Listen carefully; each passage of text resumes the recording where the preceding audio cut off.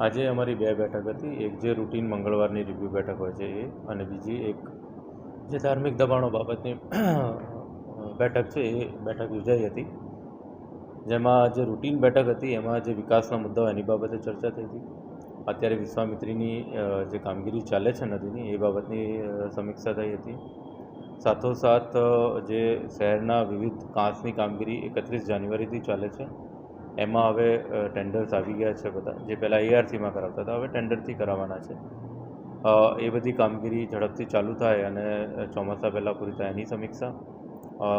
તળાવો જ્યાં ઊંડા કરવાના છે, જેને આઉટલેટ બનાવવાનું છે એની સમીક્ષા, પ્રી મોન્સૂન પ્લાનિંગ અને વિવિધ વિકાસના કામોની સમીક્ષા થઈ હતી. જોડે જોડે જે રિલિજિયસ સ્ટ્રક્ચર્સ જે પબ્લિક પ્લેસીસ ઉપર છે એની પણ એક મિટિંગ હતી અને એની પણ સમીક્ષા યોજવામાં આવી હતી. સાહેબ, આપ તો ઓલવેઝ કામ માટે તત્પર હતો, એગ્રેસિવ હોવ છો, કામ થાય એના પર બહુ જ આપણે એક્ટિવ હોવ છો. સાહેબ, કોઈ પડકાર? ના, અત્યારે કોઈ જ પડકાર નથી. અને જે વિશ્વામિત્રી અને જે 100 ડેઝના જે બધા ટાર્ગેટો લીધેલા છે એ મોટાભાગે અમે પૂરું કરી દઈશું.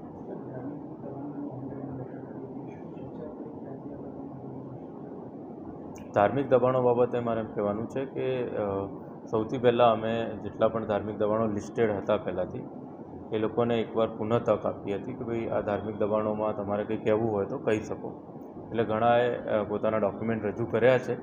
એટલે એમાં નિર્ણય એમની ખાનગી માલિકીના પુરવાર થાય તો પછી એ ધાર્મિક દબાણની કેટેગરીમાંથી બહાર આવે. બીજું, ધાર્મિક દબાણોને જે ધર્મગુરુઓ સાથે અથવા એમના મંદિરના વ્યવસ્થાપન સાથે જે બેઠક કરવાની છે એ પણ કરી છે. અમે પુનઃ એકવાર બેઠક કરવાની સૂચના આપી છે. અમારા લેવલે પણ અમે બેઠક કરીશું. ઉપરાંતમાં જ્યાં ધાર્મિક દબાણોમાં રીસાઇઝ થઈ શકે અથવા ક્યાંક નાનું મોટું દૂર કરીને પણ થઈ શકે રેગ્યુલરાઇઝ, અથવા રીલોકેટ થઈ શકે કે અહીંયા છે ને એની બાજુમાં જગ્યા છે તો 2-4 મંદિર કરીને એક મંદિરનું ક્લસ્ટર બાજુમાં થઈ શકે. રીલોકેટ, રીસાઇઝ એ જે ગાઈડલાઇન્સ છે એ પ્રમાણે પણ મેં બધાને અમારા અધિકારીઓને કીધું છે કે નીચે બધાને સમજ આપે. અને રેરેસ્ટ ઓફ ધ રેર કેસમાં જ્યાં ખૂબ જ અકસ્માત થવાની ભીતિ હોય કે એવું હોય તો પછી ફાઇનલ નોટિસ આપી અને દબાણ દૂર કરવાનું થાય. પણ એ બહુ જ જવાલ્ય અને રેરેસ્ટ ઓફ ધ રેર કેસની વાત છે.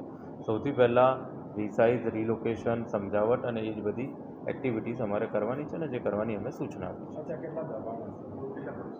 લગભગ જે મને અત્યારે યાદ છે 300+ જે છે એમાંથી ઘણાએ રજૂ કર્યા છે એમના પુરાવા. એટલે પુરાવા હવે ચકાસવા પડશે. એટલે એના પછી અમે તમને નિશ્ચિત આંકડો પણ કહી શકશું.